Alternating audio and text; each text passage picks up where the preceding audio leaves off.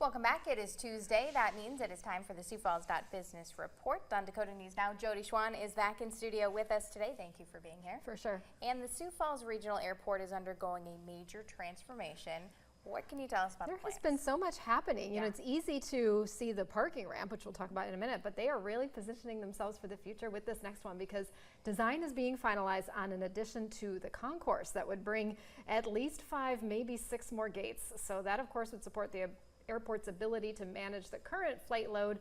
They are set for another record year, at least on pace for one right now. And of course, everybody wants to bring in more options, more flights. Well, we need more gates to do that. And if they could fit that 6th one in the budget, that also could allow for future international flights. There's a little more that needs to be done to process that. So fingers crossed there. Of course, all of this depends on funding. The ramp is on track, looking great for an opening in September. But as for that concourse project, we need to wait and hear on federal funding. I know they'd love some more state funds. The airport does have some borrowing capacity. So if it all comes together, maybe even they could expand this to bring in some more food and beverage options on the concourse. We will see.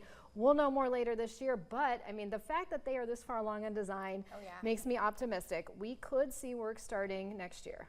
International flights could be interesting. I know a lot of people would love that. Absolutely. Now, shifting focus to downtown, there is a historic building there seeing some major improvements this summer. What can you tell us about that? Right. So they just call it David Building. Well, it makes sense. It's been Club David for a long time over on West 10th Street, and the owners are making some changes here. Of course, everybody loves that 2nd-story patio. They're going to keep that open throughout because they know this is the season. But take a look here. So they are making big improvements to the exterior. I love this. They've added some windows. It really gives it more of a storefront look.